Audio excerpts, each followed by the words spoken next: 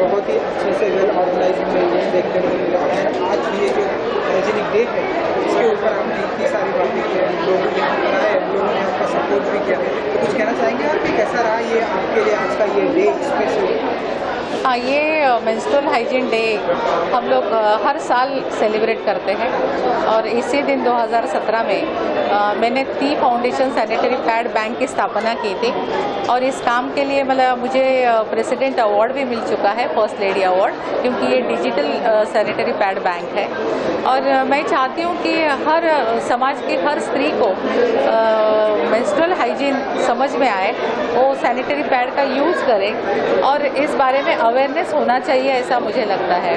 हमारे देश में लगभग 85% जो लेडीज़ हैं उनको आज भी सैनिटरी पैड यूज़ करने के लिए नहीं मिलता है, क्योंकि उनके पास अवेयरनेस नहीं है या तो अफोर्ड नहीं कर सकती है। लेकिन हमें इस बारे में अवेयरनेस इसलिए करना है कि बहुत सारी लेडीज़ जो हाइजीन के बारे में जानती नहीं है, मेंस्ट्रुअल मतलब जब पीरियड होते हैं और फिर कपड़ा यूज़ करना या कुछ ऐसी चीज़ें यूज़ करके कि उससे सर्विकल कैंसर होता है और इस कैंसर से बचने के लिए हम लेडीज़ को आह्वान करते हैं कि आप इसके बारे में सोचो, समझो और आप स्वच्छता रखो। मासिक जब भी आती है, पीरियड्स आते हैं, तब आप स्वच्छता रखो, अवेयरनेस करो और सैनिटरी पैड जैसे यूज़ करके सर्विकल कैंसर से खुद को बचाओ। एंड जैसा कि यहाँ पर ये बात हो रही है कि हम मैडम को नेशनल लेवल पर देखना चाहते हैं, जिस तरह से आप यहाँ पर बहुत ही शांति तरीके से काम कर रही है, लोगों ने बहुत ही अप्रिशिएट किया, तो हम क्या कुछ स्ट्रेटेजी देखेंगे आपको नेशनल लेवल पर चलते हुए? ये आज मेंस्ट्रुअल हाइजीन डे है, पूरा सोशल कॉज है और मैं चाहती हूँ कि राजनीति के आगे जाके सिर्फ हमारी जो महिलाएं हैं 50% इसके बारे में सोचना, इनके बारे में काम करना, इसके ऊपर मैं ज़्यादा ध्यान दे रही हूँ। तो मुझे लगता है आज का दिन यही सेलिब्रेशन हमारे लिए बहुत बड़ा है। हर वर्ल्ड के लोगों को हर जगह पर ये सैनिटरी पैड पहुँचे, उसके लिए क्या कुछ प्लानिंग होगी आपको? हम बहुत सारे स्कूलों को देते हैं, हर महीना फ्री ऑफ कॉस्ट देते हैं। हम लोग फ्री ऑफ कॉस्ट काम करते हैं और अवेयरनेस भी करते हैं और काफ़ी महिलाएं जो कि जो मतलब आर्थिक इससे ले नहीं सकती है, जैसे ऑरेंज रेशन कार्ड जिनके पास है उनके पास इतने पैसे नहीं होते कि वो ले सकते हैं, तो उन सारी महिलाओं को आदिवासी पाड़े में हम लोग जाके खुद देते हैं और हर महीना रेगुलर देते हैं। 118 स्कूल से हम जुड़े हैं और बहुत सारी महिलाएं हमसे जुड़ी है इस कॉज की वजह से। तो मुझे लगता है कि इस बहाने वो सोचेगी और पैड यूज़ करना सीखेगी और एक अवेयरनेस में पार्ट भी लेके दूसरी जो महिलाएं उनके साथ भी काम करते हुए अवेयरनेस करती जाएगी। मैं वर्सुमा यारी रोड पे रहता हूँ 32 साल से। बहुत से एमएलए आए गए, लेकिन मैं सिर्फ एक ही शब्द, एक लाइन बोलना चाहता हूँ कि भारती लावेकर जी जैसा मैंने ये आज तक देखा है। इतनी इजीली एक्सेसिबल है, कोई भी तकलीफ हो, हमारा यारी रोड रेजिडेंट एसोसिएशन बनाए गए एंड कुछ भी चीज चाहिए होती है एसोसिएशन फोन करती है और ये हाजिर हो जाते हैं। शी इज हेल्प पूरा यारी road so much, I don't think there is anybody better than her for our constituency. Thank you. पण हे असं कधी साजरा करणं वगैरे कधी बघितलं नव्हतं, पण गेली 6 वर्ष त्या अविरतपणे हे काम करतायत आणि आम्हाला सांगायला अतिशय आनंद वाटतोय की मॅडमला 2017 मध्ये राष्ट्रपतींचा फर्स्ट लेडी अवॉर्ड टी फाउंडेशनला त्यांनी सर्वप्रथम सुरू केल्यामुळे हा मिळालेला आहे। मी एक छोटीशी आठवण सांगू इच्छिते। मी मूळ औरंगाबादची आहे। मला वाटतं आपल्याला मराठी जास्त चांगलं येत असेल की हिंदी जास्त है क्राउड?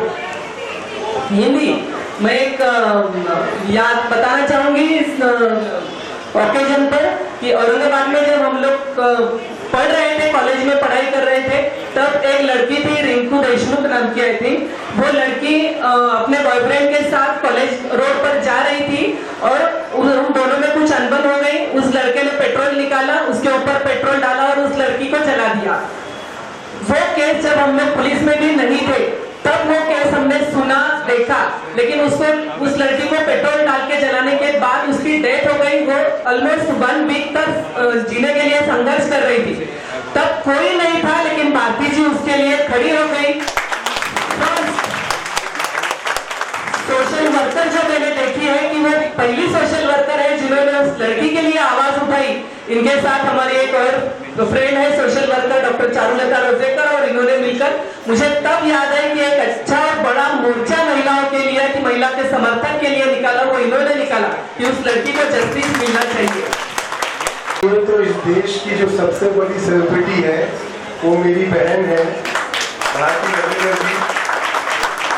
इनका काम इतना शानदार है हर क्षेत्र में, मतलब जो राजनेता होते हैं उनका सारा दिन दिमाग रहता है बूथ में और बोर्ड में, मैं चुनाव कैसे जीतूं, फिर से कैसे जीतूं, मंत्री कैसे बनूं, मुख्यमंत्री कैसे बनूं।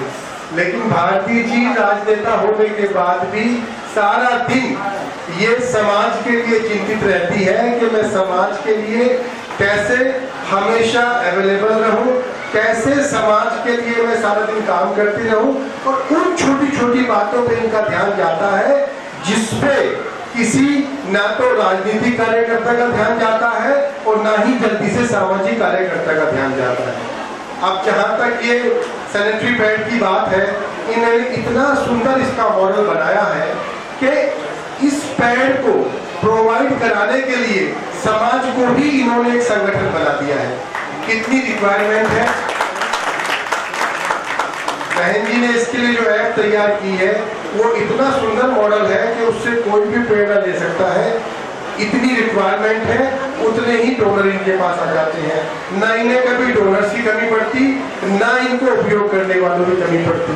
और जहां तक अभी एक मेरी बहन बात कर रही थी कि सैनिटरी पैड के बारे में अवेयरनेस होना जरूरी है, तो अवेयर होने के लिए पेरेंट्स को थोड़ा मैच्योर होना पड़ेगा। पेरेंट्स को अपना अहंकार छोड़ना पड़ेगा, बच्चों से बातचीत करनी पड़ेगी।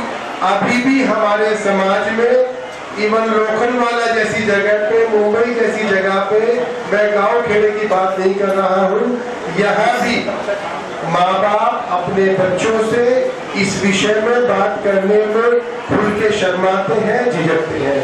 हमें शर्माना नहीं है, झिझकना नहीं है। ये एक नेचुरल सी प्रक्रिया है जो हर बच्ची के साथ होनी है। हमें बात करनी चाहिए, उसको एजुकेट करना चाहिए, और बाकी जो सक्षम नहीं है उन सबको प्रोवाइड करने के लिए, उन सबको पैड उपलब्ध कराने के लिए मेरी बहन जी यहाँ पे उपलब्ध है। कम से कम